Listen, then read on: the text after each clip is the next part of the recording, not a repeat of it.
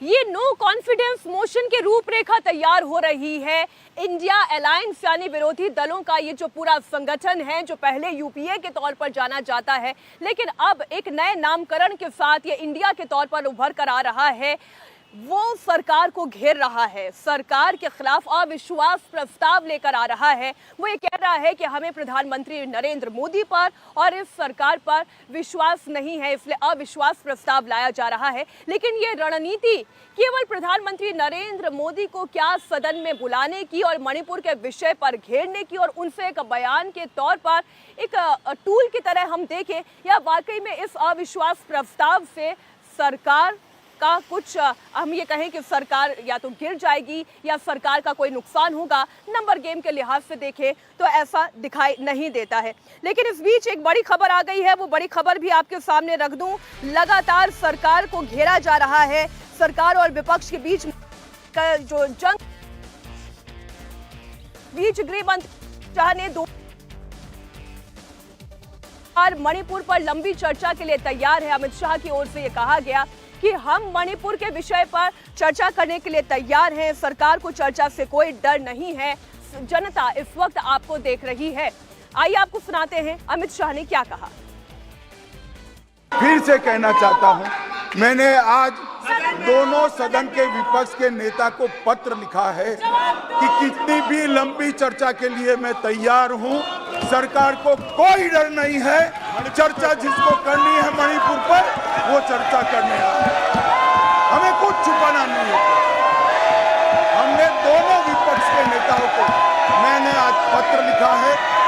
मैं कहता हूं कि जनता आपको देख रही है, चुनाव में जाना है, जनता के खौफ को ध्यान में रखे और मणिपुर जैसे संवेदनशील इश्यू पर चर्चा के लिए उचित माहौल सदन में बनाइए, ऐसी मेरी विनंती है। इस वक्त मेरी सहयोगी विजयलक्ष्मी लाइव जुड़ गई है मेरे साथ। विजयलक्ष्मी, ये गतिरोध हम लगातार देख रहे हैं। गृह मंत्री अमित शाह खुद कह रहे हैं कि हम मणिपुर पर चर्चा के लिए तैयार हैं, और न सिर्फ चर्चा के लिए बल्कि वो ये कह रहे हैं कि हम लंबी चर्चा के लिए तैयार हैं। लेकिन इसके बावजूद विपक्ष और सरकार के बीच में ठनी हुई है। वजह क्या है? क्या आज एक बार फिर हम हंगामा देखेंगे या फिर नो कॉन्फिडेंस मोशन के जरिए विपक्ष कामयाब हो पाएगी प्रधानमंत्री नरेंद्र मोदी को सदन में बयान देने के लिए?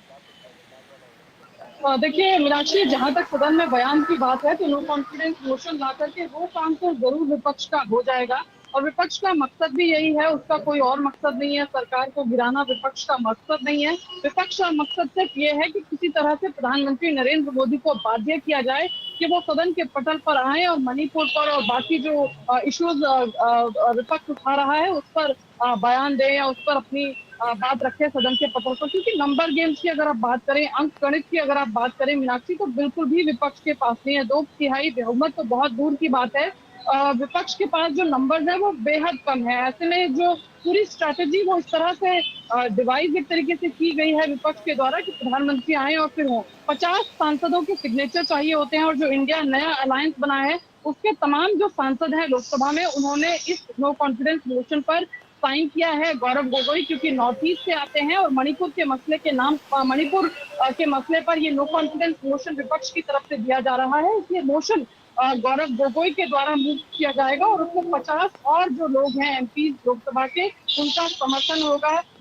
एक बार नो कॉन्फिडेंस मोशन दे दिया जाए तो उसके एक्सेप्टेंस के 10 दिन के भीतर उस पर चर्चा होती है और स्पीकर को टाइम और स्लॉट जो है वो अलॉट करना होता है। तो देखना होगा, लेकिन 10 बजे से पहले ये अगर आज दिया होगा विपक्ष ने तो आज ही टाइम और डेट जो है वो अलॉट हो जाएगी कि किस दिन नो कॉन्फिडेंस मोशन पर चर्चा होगी। तो विपक्ष का मकसद जो है नो कॉन्फिडेंस मोशन लाने से जो वो चाहते हैं वो पूरा हो रहा है लक्ष्य।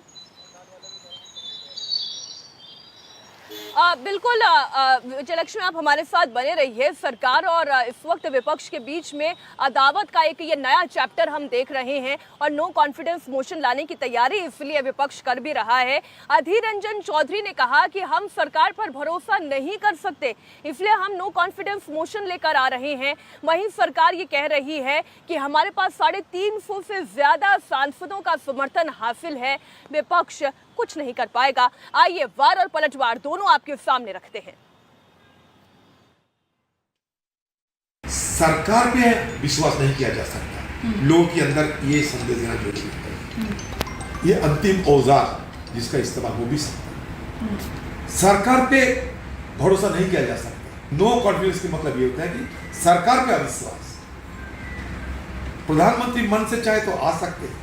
अगर प्रधानमंत्री अविश्वास प्रस्ताव पे ना भी आए तो हम तो प्रधानमंत्री जी को ईडी सीबीआई के सामने हाजिर होने के लिए मजबूर नहीं कर सकते ना।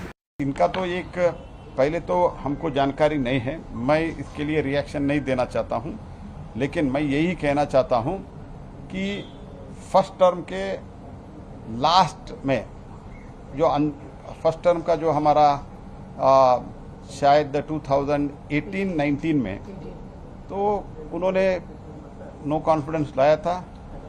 हमारा जो सीट था 282, भारतीय जनता पार्टी 303 से फिर से आया। इस बार भी वो लाने दो, हम 350 से ऊपर जाएंगे।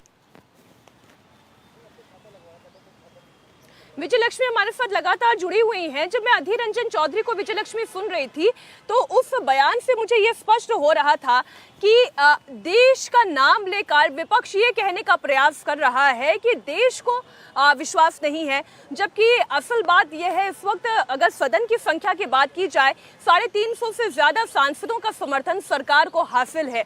अब वो देश में क्या केवल इंडिया अलायंस को जोड़ रहे हैं, विरोधी होने के नाते वो डायरेक्ट सरकार पर वार कर रहे हैं, ये बड़ा सवाल है। लेकिन जिस तरीके से अगर हम सरकार की बात करें वो तो सीधा सीधा इंडिया अलायंस को लेकर ही चुनौती पेश कर रहे हैं। इंडिया नाम को लेकर जैसे विपक्ष अपने आप को डिफेंसिव बनाने की कोशिश करता है या फिर एग्रेसिव बनाने की कोशिश करता है, प्रधानमंत्री नरेंद्र मोदी तो यहाँ तक आके कहते हैं कि केवल नाम इंडिया रख लेने से कुछ नहीं होता।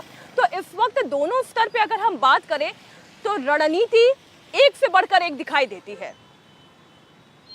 बिल्कुल, देखिए मीनाक्षी, विपक्ष अगले साल लोकसभा का चुनाव है और इस साल के अंत तक कई महत्वपूर्ण विधानसभा के चुनाव होने वाले हैं और पिछली बार भी 2018 में अविश्वास प्रस्ताव का सामना नरेंद्र मोदी सरकार ने किया था और इस बार भी महज लोकसभा चुनाव से एक साल पहले अविश्वास प्रस्ताव जो है वो लाया जा रहा है। लक्ष्मी, मैं दोबारा आपके पास आऊंगी, लेकिन इस वक्त इंडिया टीवी हर वक्त हर जगह डाउनलोड करने के लिए सर्च करें India TV news Google play store या ऐप स्टोर पर।